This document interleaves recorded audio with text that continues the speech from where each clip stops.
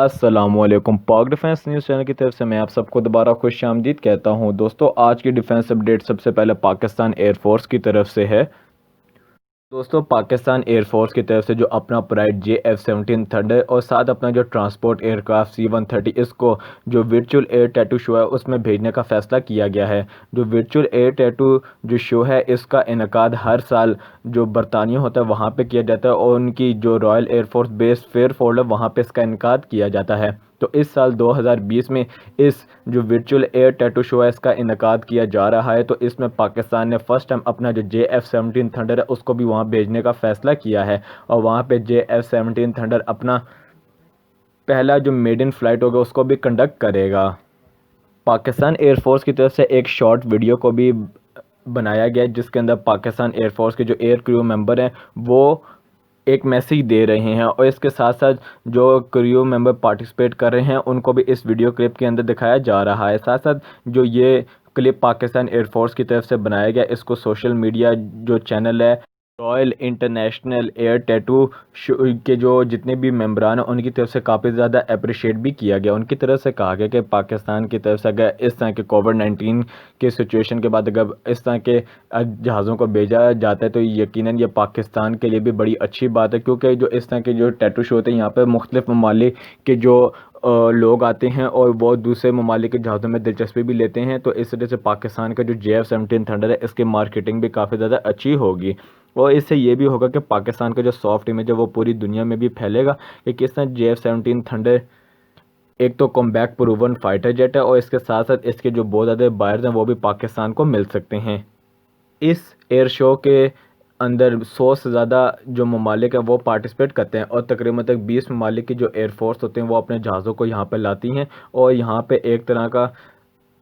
जहाज़ों का बाज़ार सा लगा हुआ होता है। और यहाँ पे ये भी कहा जाता है कि यहाँ पे जो एयरक्राफ्ट मैन्युफैक्चरर हैं, जो एरोस्पेस टेक्नोलॉजी की जितनी फर्म है वो भी इस मेगा जो इवेंट होता है इसके अंदर पार्टिसिपेट भी करती हैं। और पाकिस्तान एयरफोर्स का पहले भी इस तरह के जो वर्चुअल एयर टैटू शो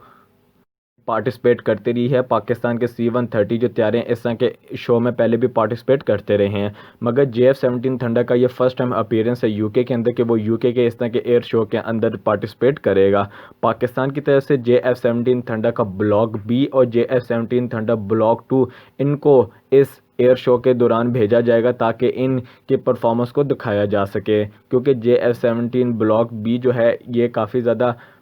उन ममालिक के प्रेफरेंस में आ रहा है कि जो JF-17 ख़रीदेंगे और बाद में अपने आने वाले जो पायलट्स हैं उनको ट्रेनिंग देने के लिए इस तरह के ड्यूल सीटर फाइटर जेट को ख़रीदें। जो वर्चुअल एयर टैटू शो है इसका इनकाद तकरीबन तक 2006 से किया जा रहा है और इसमें तकरीबन तक दुनिया की जो हर एयरफोर्स है शिरकत करती है और ये तकरीबन तक 1.5 लाख से 2 लाख के करीब जो हर साल इसके अंदर जो बंदे हैं वो पार्टिसिपेट करते हैं। तो आज की दूसरी डिफेंस अपडेट यूएस की तरफ से। दोस्तों, जैसा आप सबको पता है कि यूएस की तरफ से टर्की को F-35 प्रोग्राम है उसमें बाहर निकाल दिया गया था और टर्की की तरफ से अब फैसला किया जा रहा था कि वो अब अपना खुद का बनाया हुआ इंडिजिनियस फाइटर जेट बनाए, मगर यूएस की तरफ से कई ज़्यादा जो यूनिट थे F-35 के टर्की के लिए तैयार करके रख लिए गए थे मगर अब वो इस्तेमाल में नहीं आ रहे थे। तो अब यूनाइटेड स्टेट जो एयरफोर्स है उसकी तरफ से फैसला किया गया कि वो जो उन्होंने टर्की के लिए F-35 तैयार किए थे उनको ख़रीद लेगी। ये अब फैसला इसलिए किया गया है क्योंकि यूनाइटेड स्टेट जो एयरफोर्स है उसको F-35 जो फाइटर जेट है उनकी काफ़ी ज़्यादा ज़रूरत है। जो ऑलरेडी तैयार हुए हुए फाइटर जेट है उनको एक्वायर किया जा रहा है। टर्की के लिए तकरीबन तक 8 के करीब जो F-35A जो फाइटर जेट थे वो तैयार किए गए थे जिनकी कुल मालियत तकरीबन तक $862 मिलियन के करीब थी। और अब यूनाइटेड स्टेट एयरफोर्स की तरफ से कहा गया कि इन जहाज़ों को अब मॉडर्न किया जाएगा और इनको अब ख़रीद लिया जाएगा। टर्की की तरफ से तकरीबन तक 100 के करीब जो F-35 फाइटर जेट थे उनको ख़रीदने का फ़ैसला किया गया था और टर्की को बाद में इस F-35 प्रोग्राम से निकाल दिया गया था, जिसकी वजह से टर्की अब F-35 जो फाइटर जेट है उनको नहीं ख़रीद सकता था। यूएस एयरफोर्स की तरफ से अपने 2020 के बजट के अंदर जो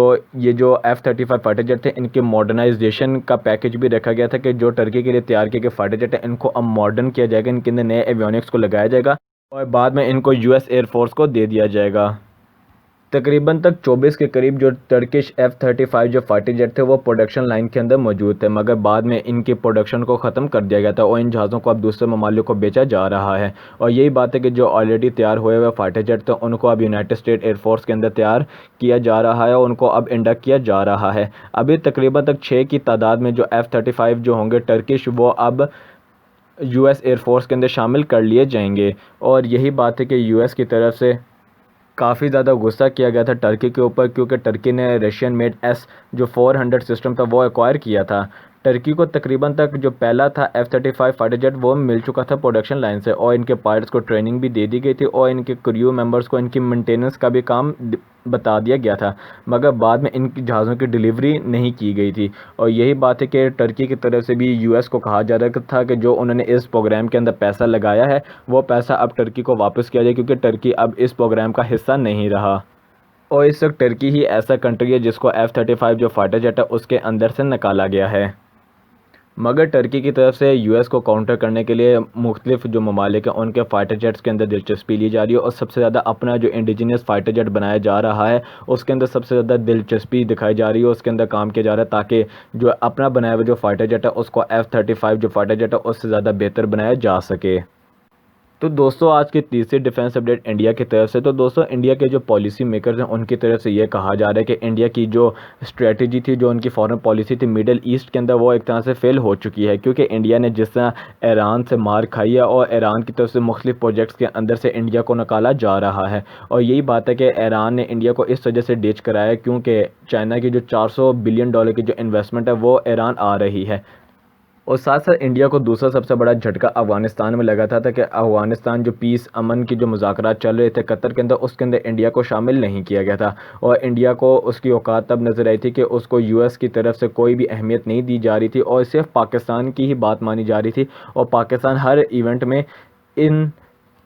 ग्लोबल सुपर पावर्स थी इनके साथ था। मगर इंडिया को हमने देखा कि इंडिया इन सिचुएशंस में बिल्कुल नहीं था और इंडिया की जो फॉरेन पॉलिसी थी एक तरह से बिल्कुल फेल हो चुकी थी। और अब यही बात इंडिया के जो पॉलिसी मेकर्स की तरफ से कहा जा रहा है कि इंडिया हमेशा से एक न्यूट्रल मुल्क रहा है, किसी भी ब्लॉक का हिस्सा नहीं रहा, ना रशियन ब्लॉक का ना US ब्लॉक का। अब इंडिया को चाहिए कि वो फाइनली US ब्लॉक के अंदर चला जाए, क्योंकि अब इंडिया को सबसे ज़्यादा ख़तरा चाइना से लगता है और रशिया जो है चाइना का अच्छा दोस्त है। और यही बात है कि रशिया की तरफ से कोई भी ऐसा इकदाम नहीं किया जाएगा जिससे चाइना हर्ट हो। इसलिए अब इंडिया की तरफ से ये बात की जा रही है कि वो अब US के ब्लॉक में आए और US के साथ मिलकर चाइना को टक्कर दें। और यही बात है कि US की तरफ से इंडिया को किसी भी जो मिडिल ईस्ट ममालिक हैं इनके मामलात में मदद नहीं की जाती और इंडिया को हमेशा से पंप किया जाता है US की तरफ से कि वो साउथ चाइना सी में US के साथ मिलकर इस रीजन के अंदर तंग करे। मगर इंडिया को पता है कि वो चाइना के साथ कभी वॉर नहीं कर सकता, इवन के अरेबियन सी के अंदर भी वॉर नहीं कर सकता। और ये बात इंडिया को भी आसानी पता है और अच्छे से पता है इंडिया को कि अगर उसने चाइना के साथ इस इंडियन ओशन रीजन में भी लड़ने की कोशिश की तो उसको बहुत बुरी मार खाने को पड़ेगी। और ये बात इंडिया भी जानता है कि इंडिया और चाइना की जो इकोनॉमी है इसका किसी भी किस्म का कोई कंपैरिजन नहीं है। चाइना की जो सिर्फ एक्सपोर्ट ही तकरीबन तक $2.5 ट्रिलियन की है और इंडिया की जो एक्सपोर्ट है वो तकरीबन तक $300 बिलियन के करीब है और इन दोनों ही इकोनॉमी का कोई कंपैरिजन नहीं बनता। और यही बात है कि चाइना की जो एग्रेसिव जो फॉरेन पॉलिसी है उसके अंदर जो इंडिया उसने काफ़ी ज़्यादा अपना असर रसूख और अपनी जो फॉरेन पॉलिसी है वो फेल की है। और इंडिया को चाहिए था कि अपने हमसाया ममालिक के साथ बना कर रखता है, ना ही इसके अपने हमसाया ममालिक के साथ बनती है। और यही बात है कि इंडिया को अपनी इस नकम्मी फॉरेन पॉलिसी है इसमें सबसे ज़्यादा मार खानी पड़ रही है। और यही बात है कि अगले 5 साल अगर मोदी और आता है तो यकीनन इंडिया की जो ज़्यादातर जो फॉरेन पॉलिसी होगी वो सिर्फ डिफेंस के शोबों में ही चलेगी, क्योंकि इंडिया सिर्फ असला ख़रीदना जानता है। और ये बात है कि इंडिया की GDP और इंडिया की इकॉनमी कैसे तबाह हो रही है ये हम सबको ही पता है। तो दोस्तों आज की चौथी और आखिरी अपडेट रशिया की तरफ से। दोस्तों रशिया की तरफ से अभी न्यू जो सेल्फ प्रोपेल्ड हाइजर है उसको अपनी फ्लीट में शामिल कर लिया गया है। जो ये न्यू सेल्फ प्रोपेल्ड हाइजर है इसका नाम 2S-35 है और ये तकरीबन तक 152 मिलीमीटर की जो सेल्फ प्रोपेल्ड हाइजर है वो है और इसको 22 मई में जो रशियन आर्मी थी उसके अंदर शामिल किया गया था। बताया जा रहा है कि ये जो न्यू जो सेल्फ प्रोपेल्ड हाइजर है ये रशिया की जो पुरानी जो सेल्फ प्रोपेल्ड हाइजर थी उसको रिप्लेस करने में भी मदद करेगा और तकरीबन तक 8 के करीब जो न्यू सेल्फ प्रोपेल्ड हाइजर है वो रशियन जो आर्मी है उसके अंदर शामिल कर ली गई हैं।